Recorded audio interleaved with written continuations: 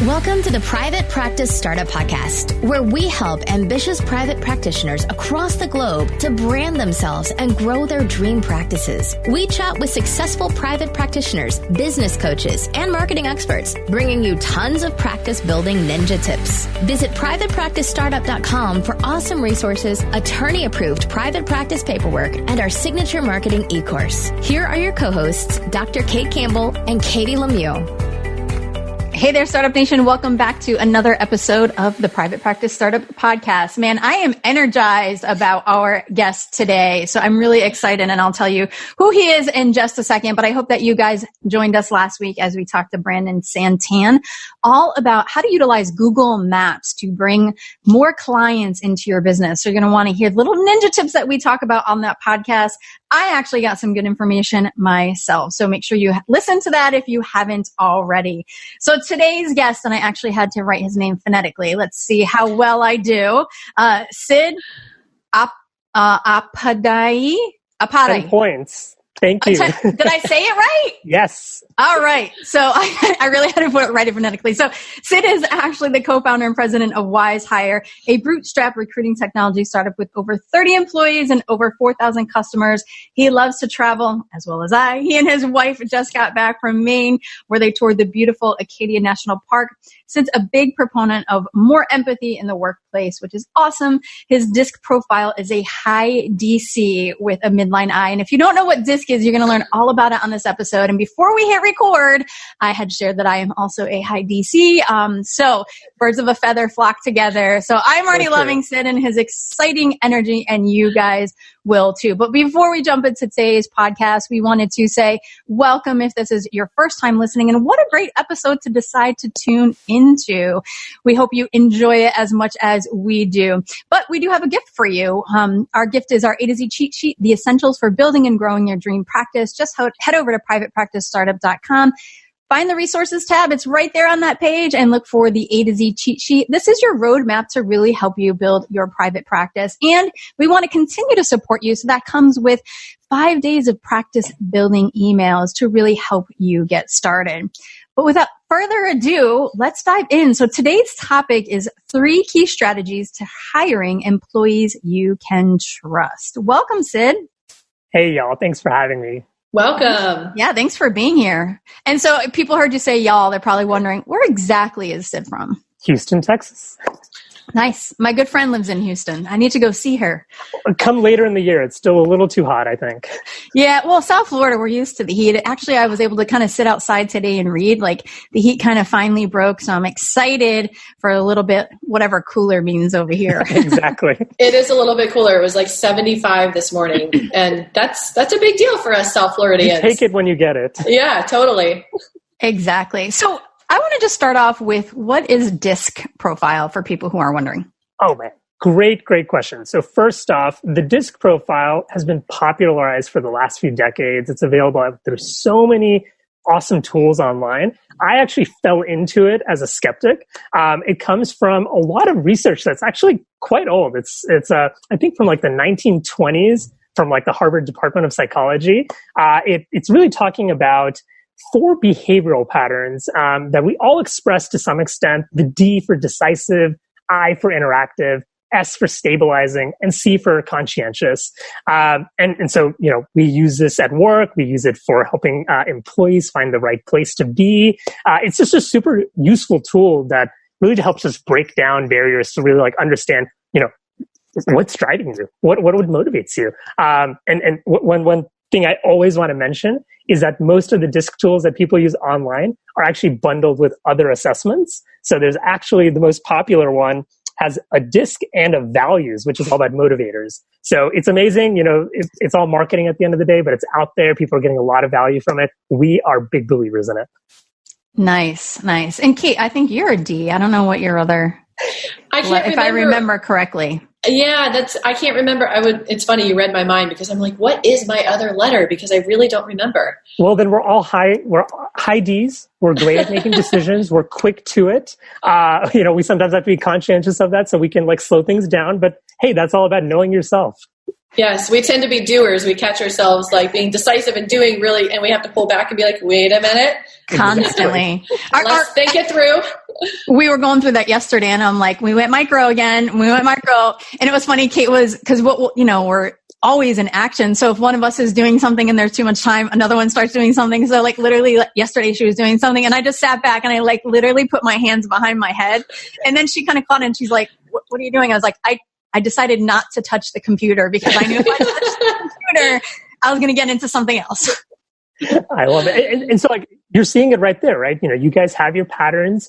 They complement each other. Your other team members may not be as high Ds, and it's perfectly fine because as a group, everything works out. So share with us, how did you decide to kind of found this company, and what mission does it serve?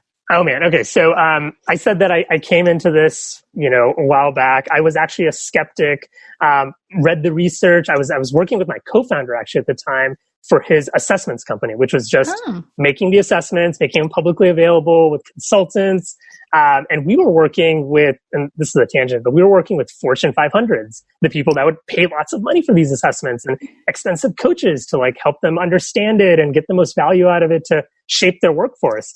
And again, coming to it as a skeptic, I would do the analysis, and I was constantly amazed because these large companies would find these consultants, they would turn around like this business in like the Netherlands in like 6 months time. And I'd just say, okay, first time, fluke, second time, oh my God, something's happening here. And so in realizing the power of the assessments in the workplace, we realized there's a big gap because, small businesses cannot get access to these tools that could really change their futures. And that's kind of how we went down this track. Much as y'all talk about, we were a bootstrap startup. We were very lean, just focused on the customer, the small business. How can we help them grow, solve their problems?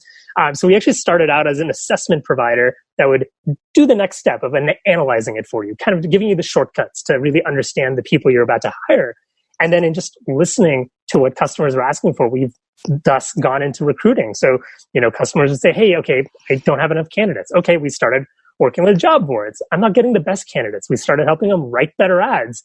And today we're a much larger organization. We're helping thousands of companies first ideate who do they actually want to hire, strategize how they can get that person, and then think about how they fit in the organization in general. So it's been quite an arc. I've had so much fun thus far, though. Sid, share with us how people traditionally hire and what the solution is that you guys provide. Okay, so again, so focused on small businesses. And if you think about, the entrepreneurs that are listening to the show, your first hire, it's scary. You're hearing about all these tools. WizeHire, again, we are a more premium product. We focus on really taking care of the busy work. But most of our customers don't come to us from the beginning. They've actually tried all the other tools. They've been out there, they've posted jobs on job sites. They've been inundated with thousands of candidates and been overwhelmed. They're going through resumes. They might be focusing on something that might not be as critical to success. They might not know what the best strategy for an interview is. They might not discern, who the right person is. And then they're afraid that, hey, I'm about to bring someone on. That's a big responsibility for me. It took me forever to get to this point. And now if I make a mistake, what could happen? So there's just so many pitfalls along the way that we're really just trying to resolve and help out with. Yeah, it makes me think about my own process of hiring for my group practice. And originally, I would hire master's level students because they were mental health counselors in training, and that worked well. But every 2 years, I'd have to find a new assistant, and that was getting old really quickly. And so about 2 years ago, I hired my last assistant and client care coordinator, and I went through a whole I can't remember what platforms I used, but I remember getting thousands of applications that I had to go through. And I even set all these parameters and requirements for the job. And it was so time consuming, so overwhelming. And it was just such a crazy process. I ended up finding my dream team member, and she's amazing. I love her. But had I known that you guys existed then, I definitely would have been jumping all over that because it was way too time consuming. And of course, it's the thing that you're doing at 11 o'clock at night, right? Because you're the busy entrepreneur. You've got all these other responsibilities. There's my biggest takeaway, honestly, in the last few years is that we just need to get out of the way and let, the small business owner, the manager, just focus on what is their one thing. We often will have conversations with them and we'll be getting into the nitty gritty, and they appreciate it, but it's eye opening that, hey, in order to be successful in this amazing market that we have right now where, everyone is out there getting a job and it's getting really difficult for employers, just to keep up with the trends and know what's going on. That's like another job in itself. So that's really one of the big problems that we're trying to solve here. I love how you mentioned earlier that you guys use the DISC profile and you really try to match the personalities, because most skills can be taught, they can be learned. In business, we've had to, as a business owner, we've had to do all the skills ourselves, in the bootstrapping phase. So we've had to systemize that. We understand that, and we can teach that to someone that we hire, but you can't teach the shared values and the personality and the fit. And it's almost like Katie and I talk so much about finding your ideal client and making sure that you're clear on your brand and your values, and that's in alignment with your ideal clients. This is the flip side of doing that with your team members that you're bringing on. And I love that. Vote in the same direction, right? Because you've got the clients, they're aligned with you. You just need the rest of the team to be aligned as well on that same shared goal. So true. Well, and it's so important too to really find the right people for the right spots. I know that, when Kate and I look at our current team members for the private practice startup, they do certain things really well. And I remember when we gave our assistant Ruth a task, she wasn't getting it done. We kept asking, what was that about? And so every meeting we have, we always ask what's working and what's not working, right? And we know that she's probably an S. She's really great with details, probably SC. She's probably really great. She is really great with details, but we're having her do some copywriting to fill in for our other person, and it just wasn't her thing. And the beauty of, I think, being an entrepreneur that's really self-aware and willing to do their own work is we just see that as a feedback loop, right? It's kind of well, what did we miss, right? What's not working here? And then when we can continue to give her things and tasks that really support what is her natural talent, she thrives, and then our business thrives, and it's easier for her and it's easier for everyone. So really hiring the right person for the right job is so essential. Well, and you say that she was trying to do this one thing and it wasn't working out. We see this again and again because, if you go back to the DISC, you have your natural self, as you just described. And you can adapt temporarily for certain tasks. But if you're doing that every single day, we have this analogy, imagine you're working at a grocery store and you're a stocker and, the shelf is just a little bit too tall.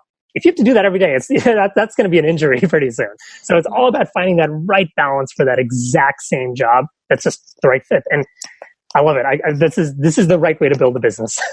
Totally. So I know we're already talking, but I really want to get to your talking points. But before we do that, let's just take a quick break for our sponsor. There are so many ways to keep your practice organized, but Therapy Notes is by far the best. Their easy to use, secure platform lets you not only do billing, scheduling, and progress notes, but also create a client portal to share documents and request signatures. Plus, they offer amazing unlimited phone support. So when you have a question, they're there so you can get help fast. Get started with Therapy Notes today, trusted by over 60,000 professionals. Go to therapynotes.com and enter promo code PPS, as in Private Practice Startup, and you'll get 2 months for free. Also, you can listen to episode 54, where we interviewed Brad Pleiner and took an in-depth view into their EHR. If you're in private practice, you wear a lot of hats. And some of those hats are totally great, but some, like filing taxes and running payroll, for example, not so great. That's where Gusto comes in. They make payroll, taxes, and HR actually easy for small businesses like your private practice. Fast, simple payroll processing and benefits and expert HR support all in one place. Gusto automatically pays and files your federal, state, and local taxes so you don't have to worry about it. Plus, they make it easy for you to add on health benefits and even 401ks for you and your team. Let them wear one of your many hats. You have so many better things to do with your time. Listeners get 3 months free when they run their first payroll. Try a demo and see for yourself at gusto.com/PPS. That's gusto.com/PPS. So let's focus on, I know we could talk about this all day, right? But let's focus on the 3 key strategies to hiring employees you can trust. Okay, so first off, and this is the one that's been the biggest aha moment for me, and it really gets down to the empathy that you have for the person you're bringing in. Take a look at the landscape out there. Just as we talk about SEO and marketing for our businesses, similarly for the jobs. So one of the first things we actually recommend is go to a job site. take a quick second. At WizeHire, we do all this research for the employers. But if you're doing it yourself, you can do this. Just spend some time, research the job on the job site. Look at how many who are your competitors? What are they saying? And then go on to the same job sites and go to their resume section and actually type in the job that you're about to hire. So your example of like an assistant, right? The VA, an administrative assistant, an executive assistant. At the surface, they might all be the same. But if you did a quick search, and I actually did this earlier today for the Davie, Fort Lauderdale area. So if you did an administrative assistant search, there are I think 2,000 candidates right now. They're looking for a job.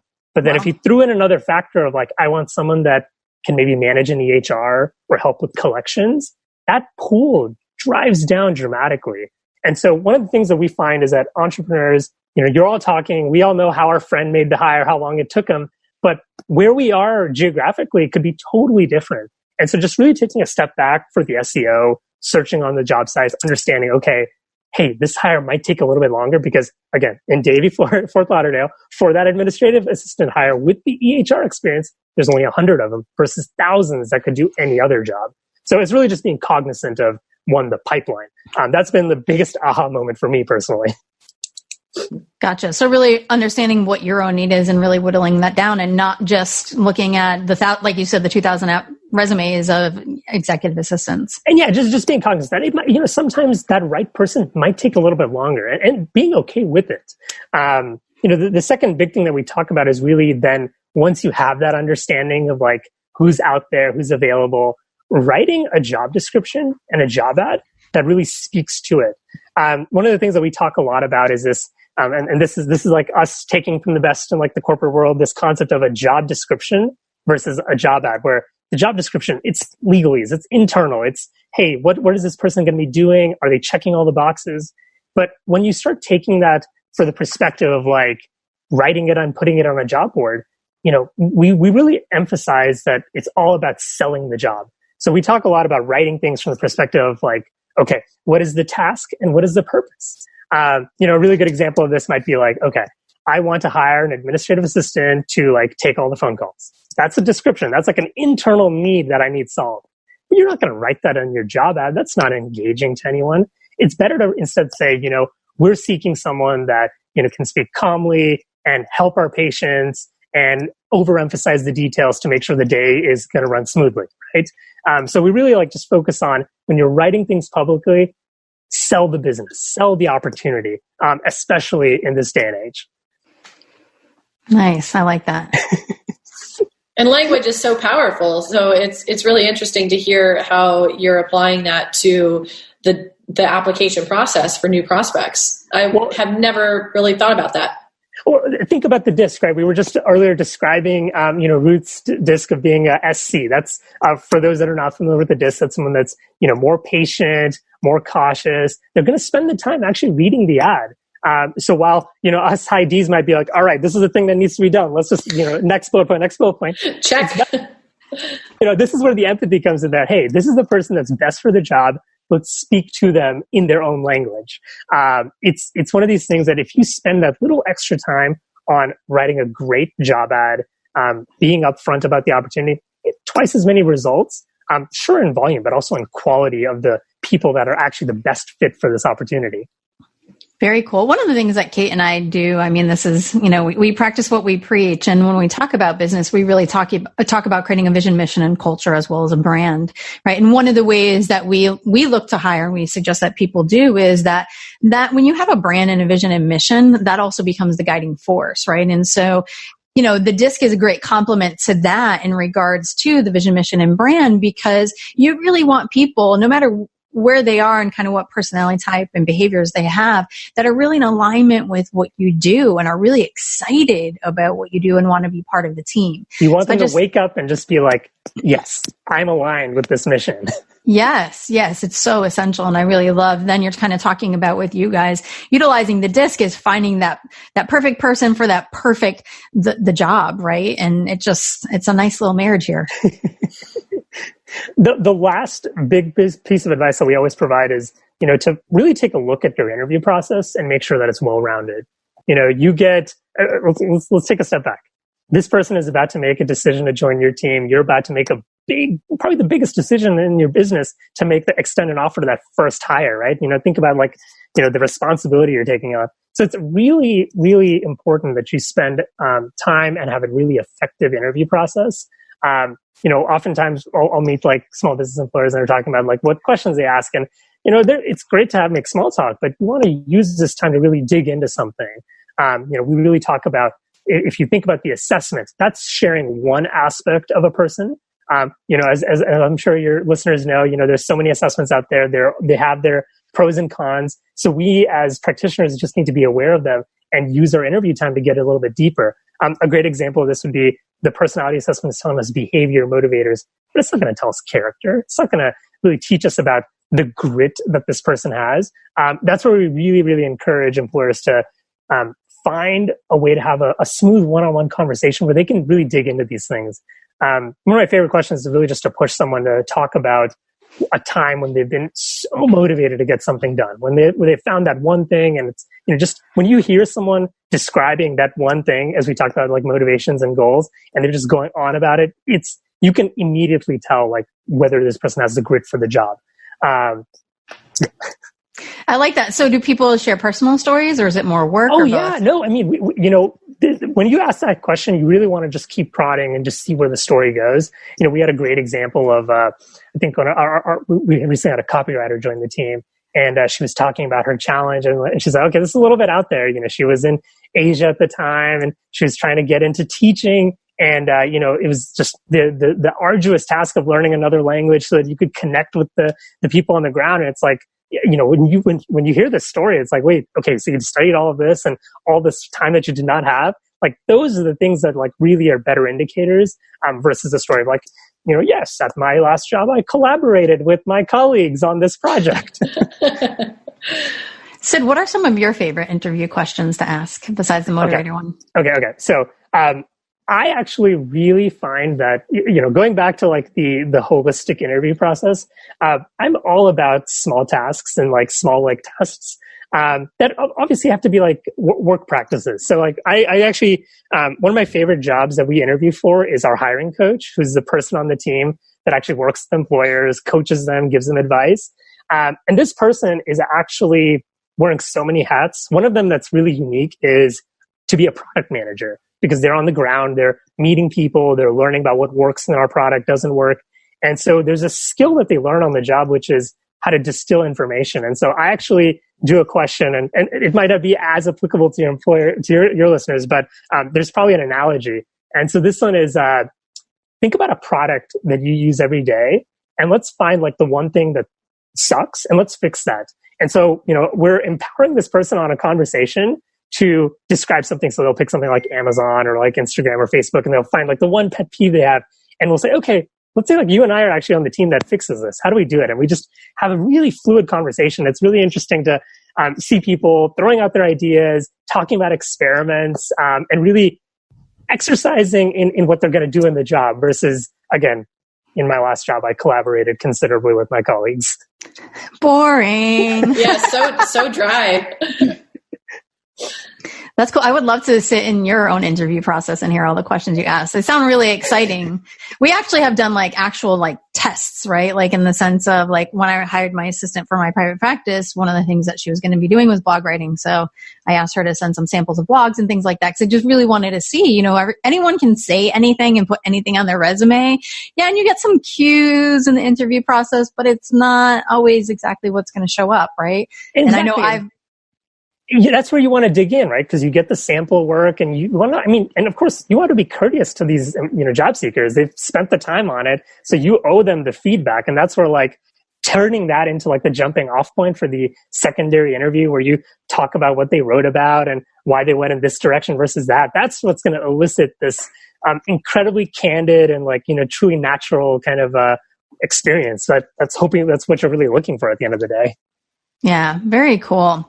So, what do you hope our listeners take away from your message today? If there's anything else that you take away from this, think about the empathy of the person joining your team. We as small business entrepreneurs have stretched ourselves, right? We've been the box boy that's, trying to do something for a little while. So we know how uncomfortable it can be. And so as you think about the job, think about the core tasks, what they're going to achieve. But again, speak to that audience, inspire them. And then throughout the process, just really, really be courteous to job seekers, because one thing is that we're in this incredibly hot market right now. People have a lot of options. They can go elsewhere. And here's the real honest truth. While someone might not be the best fit for you, we all work in a small market. The courteousness that you show to a job seeker is going to pay dividends when they refer you to their friend or whatever is the case. So we're always on the job, and we just have to always, imagine that, hey, this person could be the customer or whatever the case. That's the best way to really go through business, I think. Agreed. I really say the privilege of being in management and leadership since 26 years old. And so I was able to develop my leadership skills at that time for 11 years when I worked at this agency. And, I went from the micromanager to really someone who trusted my staff. And, like Kate had said, is I believe in hiring people for attitude, right? Because I could teach the skill. But I also believe that, when you take care of your team, they're going to take care of your clients, and your clients will take care of your business, and you take care of your team. And it's this beautiful reciprocal process. Exactly. And I'm just wondering, what are some of maybe some of the statistics or results that you guys have seen from people who hire the kind of traditional way, just trying to fill a job, to really finding that right person and really honoring your team member? What are some of the results you see? No, so true. So when a job seeker finally gets into that right role, if you've taken all these steps, and I think we'll include a bunch of resources in the show notes that people should read and kind of help you build this process. We're seeing retention on jobs that's double the average. One of the amazing things, and I'm a big labor geek right now. We are in this amazing market. I think in the last 3 months, 12% of Americans have gotten into a new job. So people are jumping from job to job, which is great because they're finally getting this opportunity to find better opportunities. And so you just have to be conscious of if you do all this right and you find the right place for someone, they're going to stick with you, even when, there's maybe an opportunity for a little bit more pay elsewhere or whatever is the case. Because you're making big bets in people. This is a career. This is not transactional. And so at the end of the day, if you just go into it with that mindset that I think all your listeners are, investing in their businesses accordingly, they're going to be successful at the end of the day. And one thing that you said is people really don't leave jobs because of money, right? And our actual VA told us that she let rid of the other people that she was working for because we are her ideal bosses. And that was really cool. And we don't pay her as much as she was being paid because she got so much more. So, but we also give bonuses, and we make up for that in other ways. We do a ton of things. Yeah. Yes. And we, it was really cool to listen to her because she edits some of our podcasts, getting it ready for our editor, and she's learned to create her own business through that. So that's the invaluable stuff, and that's the giving back to the team, that they're not just someone to fill a position. So I love what you guys do. I think it's awesome and great. We've really enjoyed our conversation with you today. Sid, I know that you have a giveaway for our audience. What is that? Yeah. So, of course, I mentioned there's a bunch of free resources, but we're also providing a 10% off our service. And that's at WizeHire.com/private practice startup. That's WizeHire.com/private practice startup. And we'll, of course, put that on the show notes page where you guys can get all the information and resources that we had chatted about today. So we hope you guys join us next week for Chris Swenson as we talk about being a private practice warrior. Awesome. And let's take a moment for our Startup Nation superhero shout out. This comes from Michael Knoll. We actually had the privilege of meeting him at the Not So Typical Psychotherapist Conference back earlier this year. And we also had him on our podcast, which was a lot of fun. And Michael says, I can't get enough praise to Kate and Katie. They are genuine, warm, incredibly generous with their time, energy, knowledge about all things private practice. They keep giving of themselves while learning and growing as they help others work through the difficulty of owning a private practice with branding, marketing, and paperwork. And he says they make it simple for those just starting out and for those who have been working in the field for years. Michael, that was so sweet of you. Thank you for the positive feedback. We love it. And we hope that we are continuing to inspire you along your private practice journey.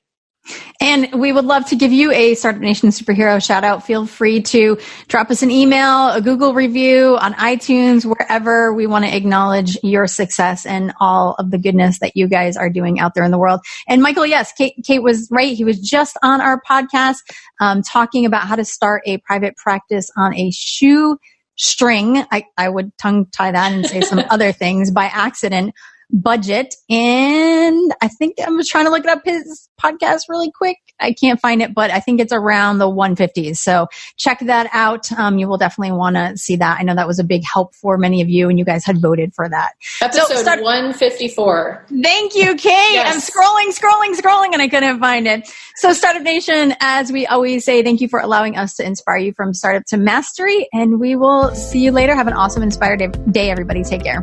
Bye, everybody. Thanks, y'all. Thanks for joining us on The Private Practice Startup. Visit theprivatepracticestartup.com for awesome resources, free trainings, attorney-approved private practice paperwork, and so much more.